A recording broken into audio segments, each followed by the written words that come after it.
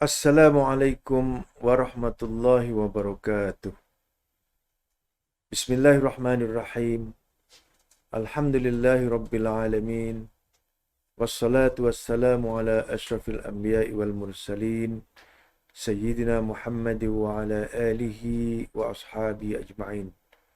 Tuan-tuan dan puan-puan, para penonton sekalian. Rasulullah sallallahu alaihi wasallam satu ketika mana baginda menaiki mimbar, beliau mengatakan 3 kali perkataan amin, amin, amin.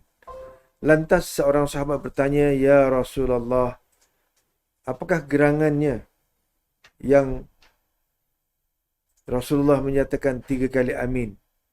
Maka dijawab oleh Rasulullah, "Sesungguhnya Jibril alaihissalam telah mendatangi akan daku, mengatakan bahawa sesiapa yang bertemu dengan Ramadan tidak diampunkan dosanya, maka masuk ke neraka.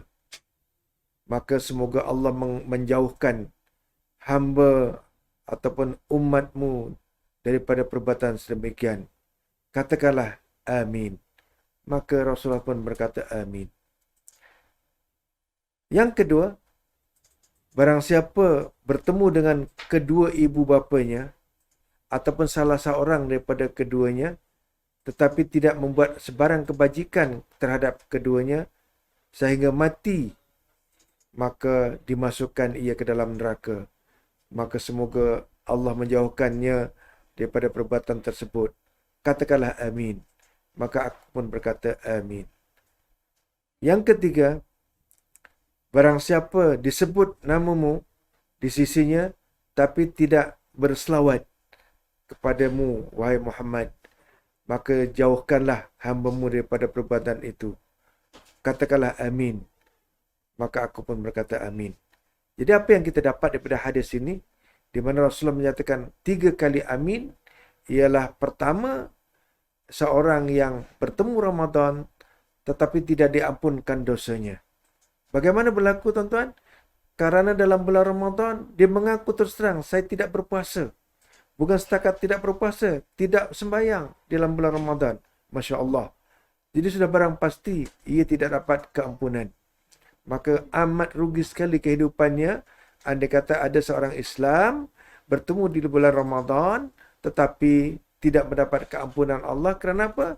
Tidak berpuasa, tidak melaksanakan tuntutan wajib yang sepatutnya dilaksanakan di dalam bulan Ramadan. Jadi apa yang kita dapat daripada sini? Apabila kita berdosa, seharusnya kita bertaubat. Bertaubat ni ada 2 kategori. Yang pertama, bertaubat kepada Allah Subhanahu wa taala. Kerana Allah Maha Pengampun. Innallaha Tawwabur Rahim. Innallaha Ghafurur Rahim. Berbagai-bagai ayat yang telah dijelaskan di dalam Al-Quran. Kalimah innallaha Ghafurur Rahim diulang sampai 20 kali. Sesungguhnya Allah Maha Pengampun dan Maha Kasih terhadap hamba-Nya. Apabila kita bersalah ataupun melakukan dosa, sudah barang pasti kita kena bersegera untuk bertaubat. Sebaik-baik taubat adalah taubatan nasuha. Taubat dengan arti kata penuh penyesalan yang tidak akan mengulang balik kesalahan yang pernah dilakukan. Prasyarat untuk bertaubat dengan taubat nasuha itu ada 3. Yang pertama, merasa bersalah, lalu terus tinggalkan perbuatan dosa berkenaan.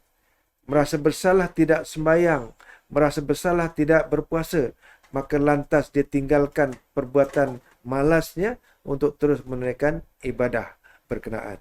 Yang kedua, menyesal dan berazam untuk tidak mengulangi lagi perbuatan salahnya. Dan yang ketiga, benci terhadap kesalahan yang telah dilakukan.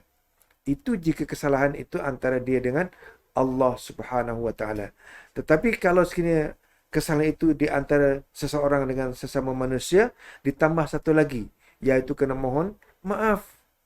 Mohon maaf, andai kata terambil barang, dipulangkan barangnya, sehinggalah sahabat kita, saudara kita itu memaafkan kesalahan kita setelah kita pulangkan, setelah kita berikan semula barang yang diambil dan dia memberikan suatu kemaafan dan redha dengan kita.